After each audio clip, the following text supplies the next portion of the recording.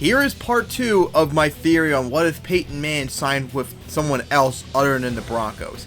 In the first one, I talked about what if he signed with the 49ers. This theory is going to be what if he signed with the Titans. So I hope you all enjoy. So it's March 2012, and Peyton signs with the Titans. Now, the situation for the Titans quarterback situation was Matt Hasselbeck, who was the previous Seahawks quarterback, was their quarterback for 2011, but they drafted Jake Locker in 2011, so he's supposed to take over this year. But with Peyton taking over, out goes Hasselbeck, and Locker, of course, stuck as a backup, just like I said in my last video about Kaepernick, to possibly be mentored and succeed him in the future. So now, let's get into the theory itself. So in 2012, the Titans would do better with Peyton, but the Titans had so many blown out losses that even with Peyton, it's not going to make too much of a difference, as they finished the 9-7 record that they did the previous year. Now, the Broncos in this scenario actually would do better than my fear in the 49ers. Instead of finishing 7-9, they improved to 9-7 actually. And in the updated 2012 standings, the NFC does not change at all. The AFC, the Patriots are the number 1 seed. Texans move up to the 2nd seed. The Bengals move up to the 3rd seed. The Chargers make the playoffs at the 4th seed. The Ravens fall down to the 5th seed, and the Colts fall down to the 6th seed. So Super Bowl 47 would be the Texans and the 49ers, and the Texans were struggling at this point in the season. The 49ers were on a roll, so I think the 49ers this time around would get it. So in 2013, the Titans with Peyton with his MVP season would do better, but of course in 2013 the Titans still had a lot of problems where they were losing a lot of blowout games, unfortunately for them. So they improved only to 11-5. Even with Peyton's 55 touchdowns, they still could only get 11 wins out of that team. And the Broncos finished 7-9 as they did in my 49ers video. So in the updated 2013 standings, the AFC, the Patriots are the number 1 seed. The Titans move up into the playoffs as the 2nd seed. The Chiefs make the playoffs and win the division as the 4th seed. Chargers move up to the 5th seed, and the Colts fall all the way down to the 6th seed. And in the NFC, the Panthers are the number 1 seed. The 49ers move up to the 2nd seed, and the Seahawks fall all the way down to the 5th seed. So we focus on the AFC side as the Titans host the Chiefs in the divisional round, and the Titans almost beat the Chiefs in the regular season, but now with Peyton, they would have a better chance as they would win it, which sets them up at the AFC Championship at the Patriots.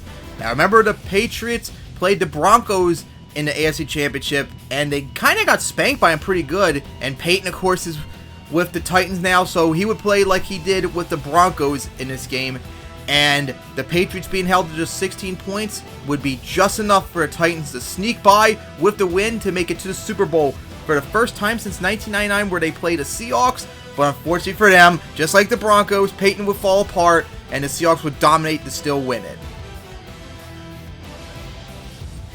So in 2014, Peyton and the Titans, after falling short of the Super Bowl, would hope to make it back again. But this is when the Titans began to fall apart, as they had tied the worst record in 2014. Now, Peyton's very strong start would help the Titans at first to be competitive, but once he started to fall off at the end, the Titans began to fall apart massively as they regressed to 7-9, their first losing season since 2010, and the Broncos themselves also continued to struggle as they finished 6-10. So in the updated 2014 standings in the AFC, the Steelers move up to the 2nd seed, the Colts move up to the 3rd seed, the Chiefs make the playoffs as the 4th seed, and the Chargers make the playoffs as the 6th seed. And in the NFC, nothing would change, and the results of the Super Bowl would also not change. So in 2015 offseason, the Titans are in a little bit of a pickle. They have Peyton still with one more year, but he was struggling, but they're not sure about giving up on him yet. Jake Locker, meanwhile, his contract was up with them, and I don't think they would sign him to a long-term deal, especially since Peyton is going to be here still for another year. So they let him go, and since he never really had a chance, just like Kaepernick, he would be a player, unfortunately, due to circumstances, would be a bust, not of his fault, but he would have no relevance to the league whatsoever anymore. And since the Titans no longer have the 2nd overall pick, they do not get Marcus Mariota. Instead, he would go to the Jets. So for 2015, the Peyton-led Titans, unfortunately, would struggle massively as Peyton decided to fall apart completely as the Titans bottom out as they finished 3-13, just like they did in real life. The Broncos, of course, without Tebow, with a journeyman perhaps, maybe even Jake Locker give him a chance, would finish 8-8. And the Mariota-led Jets, he played good, but remember, he missed a bunch of games due to injury, and he wasn't as good as Ryan Fitzpatrick was, so the Jets only improved to 8-8.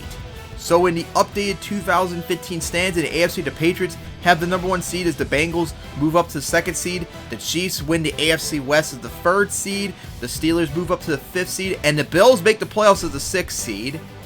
And just like my last video on the 49ers, this Super Bowl 50 would be the Patriots and the Panthers. And just like in my last video, I'm picking the Patriots once again to beat the Panthers. So that's where this theory would leave off. As the Broncos, like I said in the last theory, they would probably be in the same position where they try and get Patrick Lynch, maybe. So it would probably be nothing different for them other than not having their Super Bowl.